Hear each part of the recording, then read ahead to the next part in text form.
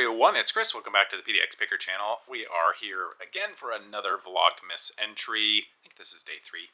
Following my day as a reseller, today is Friday. I'm filming these the same day that I edit them and upload them. And this is pretty late in the day. It's going to be a pretty late video on a Friday night. So I don't know how many views it's going to get, but anyway. Following up from yesterday's video where I talked about this buyer of this cell phone extender who gave me negative feedback because he was upset I didn't open up one of the electronics pieces and inspect it, because it turns out there was something in there that was damaged. I do want to clear up, I did not give him any sort of a refund. The item was not eligible for return, so I'm not losing any money on it. The worst thing that's going to happen to it, for me, from my perspective, is I got the negative feedback. So don't worry about that. I say that because I got a comment from somebody on the video, I think maybe the only comment, and the comment said that the damage looked like it was AI created, which I have just learned of this phenomenon recently. Justin Resells did a video where he brought up the topic of buyers sending in AI damaged photos, AI created photos with damage on your product. I guess it's unfortunately relatively easy to do, but it's also pretty easily overcome by the fact that if somebody does send you a photo, so let me step back a bit. For those of you who haven't come across this phenomenon, it's as simple as it sounds. Somebody buys a product from you, they then take a photo of the item after they receive it. They put it into ChatGPT or some sort of AI program and ask it to augment the photo to look like damage, like the item was damaged in shipping or somewhere along the process. It can look quite convincing. It definitely could be the potential for a partial refund scam or a full refund scam. So you have to be diligent. It's actually quite simple to overcome. If you do, moving forward, basically anytime a buyer sends you a photograph of an item and says that it was damaged, you don't even need to argue or try and analyze it to see if it is AI created. You just simply say, sorry to hear that, open up a return and ship the item back, and I'll give you a refund upon receipt of the item. If it is fake damage, you're never going to get the item back, right? Because it was damaged. It was not really damaged anyway. So that's how you combat that. But anyway, like I said, the comment on the video yesterday made me want to clarify. I'm not giving the person a refund whether it was AI created damage or not. I'm still being whole. Real quick, I'll give an update. I didn't really do that great on my listing yesterday because I still have the pins here, and I still have, and I saw the uranium glass. I did list a bunch of, I think I listed all of the ashtrays that were worth listing, which turned out to be most of them worth listing, anywhere from like $6 to I think $15 maximum for all of those ashtrays. So I listed all those, and I listed a few other things, but I really started to get nervous. I really started to kind of freak out that I was spending all this time listing items that are not going to be quick sellers. They don't have a high sell-through rate. They're really going to bog down my store, I should say. Again, I don't have that many items in my store overall, like 550-ish. So if I add 50 to 100 items of slow sellers, I think that's going to kind of mess up my whole store. My sell-through rate right now in my store is about 80%, which is amazing. I'd love to keep that up. I don't want to drag it down with a bunch of slow sellers. So that kind of made me panic about listing all this junk. I'll just call it what it is. And continuing to list stuff from my death pile, which also is, not all of it, but some of it is slow selling. So I wanted to supplement that with hopefully some faster selling stuff. So I want outsourcing today in a little bit of a different fashion than I normally do. I did a lot of Facebook Marketplace sourcing. 2 of the 3 buys were, I think, really good. One of them was just meh. But hopefully it'll be quick selling items. So I'll go over that real quick. I bought this lot of cars, Disney cars, die-cast cars for $10. There's a lot of little ones in here that I'll probably end up loading up. There's a few larger ones. There's also some that are pretty beat up that I don't know if, I don't think people buy those at all. Maybe if I lot them all up and sell them for like $10 free shipping. I don't know. But anyway, hopefully there will be about 20 listings in here of decent, relatively quick selling merchandise for not too much money. So that'll be good. I'm hoping. This was a really nice pickup. These are a bunch of wrestling figures. I did spend $50 on this lot here, but I think there are 23 total. So essentially $2 each, but the vast majority of them are female wrestling figures. And I think on average, these should sell for $10, maybe even more. Most of these are from early 2010s, I think around 2013 time period, and the female wrestling figures, based off of my research, look like they sell for more, and they have a really good sell-through rate as well. So hopefully the condition on them is all pretty decent, but like I said, I think there's 23 total in here, 20 female wrestlers. They said there were 3 male wrestlers in here.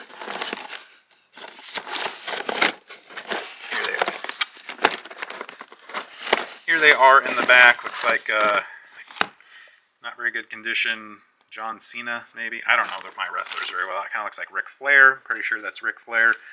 And then this is probably Rowdy Roddy Piper.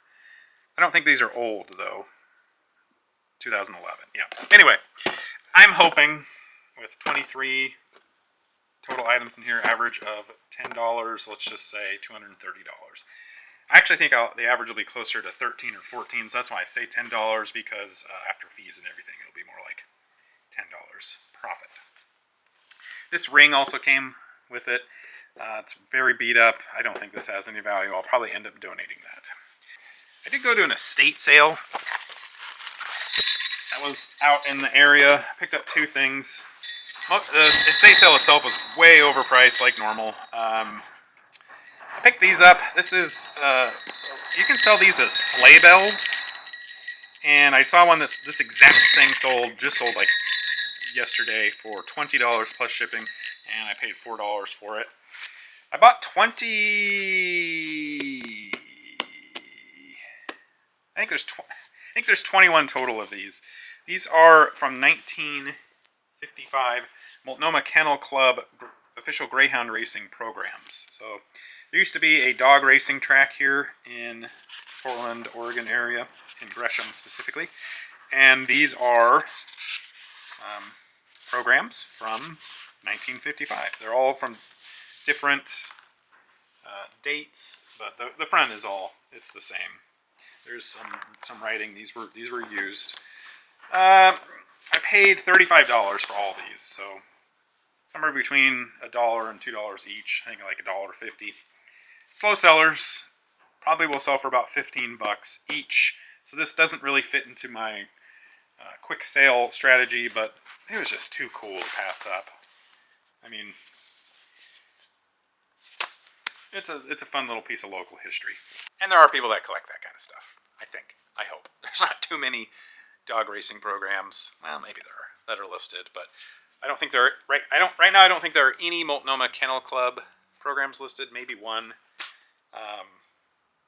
I think in the last 3 years, maybe 8 of them have sold, something like that. Big bulk purchase of the day was this big box of semi-modern Transformers. I paid up. I paid more than I would like to. I wanted to pay $450, but he wouldn't budge on his price, and he charged me $550. But here is what I got. A bunch of loose, unfortunately, but there are 1, 2, 3, 4, 5, 6, 7 new in the package. And I looked these up. This one is, I think, the most valuable. So this is from Transformers Revenge of the Fallen. I think the 15-year anniversary. So this just came out last year. It's got 3, 4, 5, I don't know, several different bots in there, and that is, I want to say that probably can sell for $175 on its own. But that is by far, I believe, For sure, the new ones, that's the most expensive. I doubt there are any loose ones that are more than that. But these are all like 55 to 30 to 55 bucks on those, except for the little one I think is 25.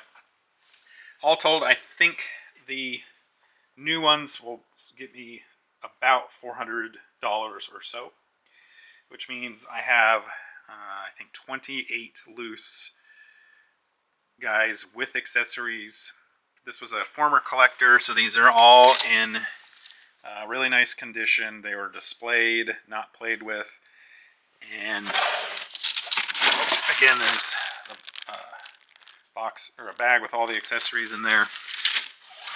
So I'm hoping, I haven't done the math, I'd love to double my money and maybe get, you know, $1,100 bucks or $1,000 ish on that. But really though, the main reason for buying this is sell-through rate. I think these will be decent sell-through rate because they're all in good condition and they're all complete. Way more than I would like to spend, not the profit margin that I am looking for, but again, the goal is to just keep my store running as a whole.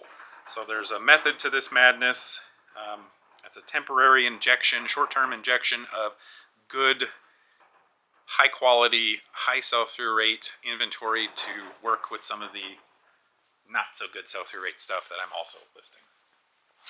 I did have a few sales, including one on Mercari, and a while back, a couple weeks ago, I started a strategy where I'm listing, cross-listing things on Poshmark and Mercari every day.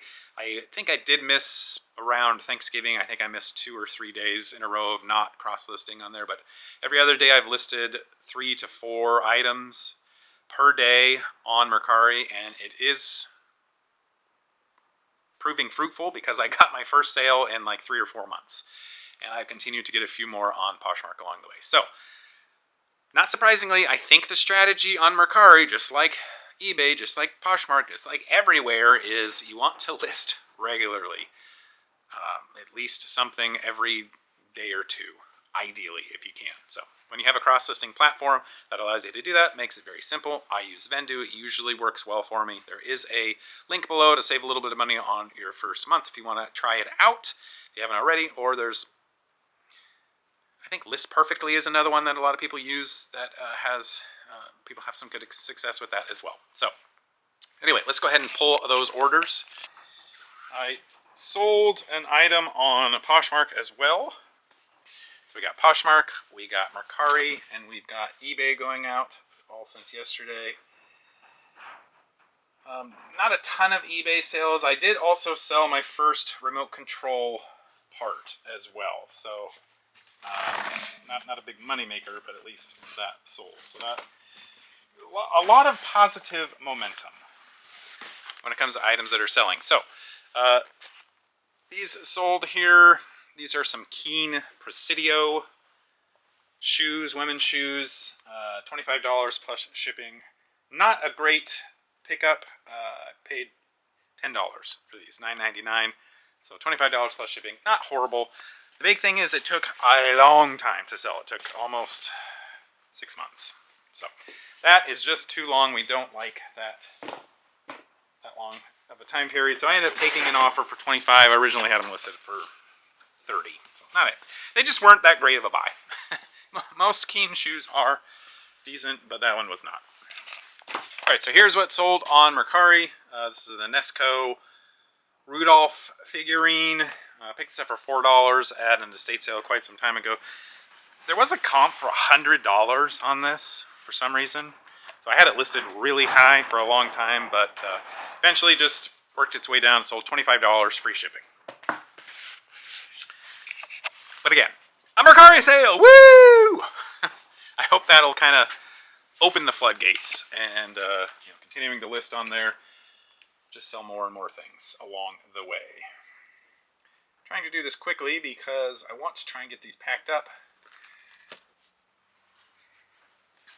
I want to get these packed up and shipped out before the post office closes, but it's 4:30 right now, so cutting it close. I just listed this and it sold right away. Sometimes I just don't understand. I didn't think I underpriced it or anything, but this Netgear router that I bought for $4.99, listed yesterday, sold it for $24.95 or $24.99 plus shipping right away. Again, electronics in the boxes, I think it just makes the buyers feel better. Because there was nothing remarkable about that. It was pre-owned. It was, not like it was in spectacular condition or anything, but it just flew off the shelf. Sold another one of these Subaru keychains. So that's 2 days in a row, $8.09. So there's another couple of bucks in the pocket for a multi-quantity listing. I think this was the biggest sale item of the day. This is a cool sundial. Hard to get in focus there, but so the brass sundial, it gets you a better image of it. Picked this up for like $6. This is neat because the hummingbird comes out and is part of the look of it. And it's made by White Swan from 1995. $44 plus shipping on that one. So that brass, bronze stuff, as a lot of you know, it's a good time to sell that kind of stuff. This was an item that I ended the listing and sold similar because it had, I just must have had it listed too high, and I had it listed for a long, long time with no activity, so I ended up selling it lower than I would have wanted to, but I picked this up for $2 at an estate sale. It's a charm bracelet from the Beta Sigma Phi sorority. A bunch of charms from the 70s, $10 plus shipping on that. And then a last item, like I said, one of the remote control RC parts. This is proof of concept. They do sell, and it didn't sell for a lot of money, but none of these had sold before. 302062. So none of these had sold before in the last 3 years. So that's great news. $11.99, free shipping. So that's like $5 or $6 after shipping and fees. But this is, all these are like 79 cents each that I paid for these. So not too bad, $4 or $5 of profit. This is one of the lower selling items, or lower priced items that I have. And again, I think I've only listed maybe 5% of my total inventory, partially because I don't want to flood, again, my store with a bunch of very slow moving stuff. So I'm going to have to slowly implement that in, along with hopefully better items along the way. Anyway, that's going to do it for today's video. Thanks so much for watching. Like if you did, subscribe to my channel. Thank you to PDX Posse member Harley Gal. Good luck with your ventures out there, reselling or otherwise. Take care. We'll catch you on the next video. Bye-bye.